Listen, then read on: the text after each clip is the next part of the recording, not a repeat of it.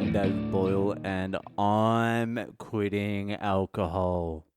So that's day one of this fucking marathon 2-week long wedding. I don't know how long it's going to be. It's going to be longer than 2 weeks. It's going to end up stretching over like 3 weeks.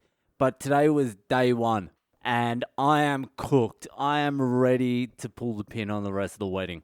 We got up at 6 a.m. today. Well, I didn't get out of bed, but my wife got up at 6 a.m., which meant I had to be on full alert for the fucking yell, David! That's not what my wife actually sounds like, but that's what I hear. David! I got up at like 7 something, and it's now 9 p.m., and it has just stopped. It's been go, go, go all day. I'm not entirely sure what we've been doing, but it's been hectic. There's been like 7 or 8 different things going on today. And they threw in an extra one at the end of the night as well. My daughter's naming ceremony. That's meant to be like a big thing, but they just tacked it on the end of this wedding shit. For my son's naming ceremony, I don't even know what a fucking naming ceremony is. The kid's already named. I suppose it just makes it official in the eyes of Lord Shiva or something. I don't know. I don't know how it works. But at his naming ceremony, it was a whole event. A fully catered event with a stage and lights and shit. And about 500-600 people came. Just for my son's fucking naming ceremony. So instead of doing that this time, thank fuck, they just tacked it on the end of this fucking wedding thing, which was a good move. So today was just, it was full on. It's just draining to be around that many people for a full day. So probably about 400 or 500 people came throughout the day. What they do here is when you get invited to a wedding or an event like this, people rock up, they say hi, they eat their dinner, and they fuck off. They fuck off to another wedding. There's like 3 weddings a day in India. If you were smart and you were charming, you would never have to buy a meal in your life. So it's just people in and out all fucking day. And I've got to say hi to them. They all want to see me. I'm like, hi.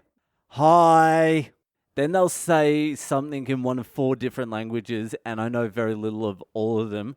And I'll go, good, I'm good. You? You? That's how I was saying it all day. I'm like, yeah, I'm good. You?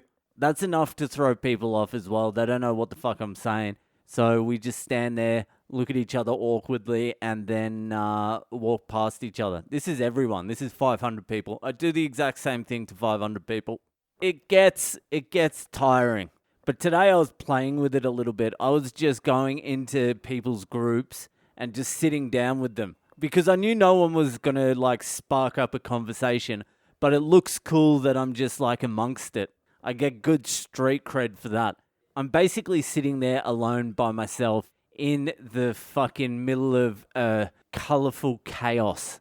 Just in the eye of the storm, but people see me there and they're like, fuck, he's really getting into it. I haven't said a word in like half an hour, but it looks like I'm fucking amongst it. But still, the fucking energy it takes. And I couldn't pull one of my fucking famous 3-hour disappearing acts today either. I got warned. So I was pulling like little 15-minute ones, but still I was getting no peace because cunts were coming in and out of the bedroom all the time. And when I say cunts, I mean the kids, all the kids. Their parents are worse, but the kids are cunts too. So yeah, it was just full on all day. I snuck out for a couple of darts with one of my wife's cousins. He actually flew over from fucking Boston. He hasn't been back to India in 3 years, so he flew in for the wedding to surprise his parents. Whatever, me and him just went to the fucking train tracks, smoked a couple of darts. That was good. I needed those little fucking dart breaks to get me through the day. The other thing was, Jesus Christ, if I don't have COVID by the end of today, I'm never getting COVID because 400 or 500 people coming through, all crammed into this fucking confined space over the period of like 14 hours. If one person had it, if one single person had it, everyone's got it. Just one. Any one of the 500 people that came, any one of the caterers, any one of the other workers, any one of the photographers, just any one single person has it. Everyone's got it. So if I dodge this bullet, it's going to be very fucking impressive. It was a fucking incubation tank in there today. I could feel it. I was feeling claustrophobic. I could feel people's breath in the air.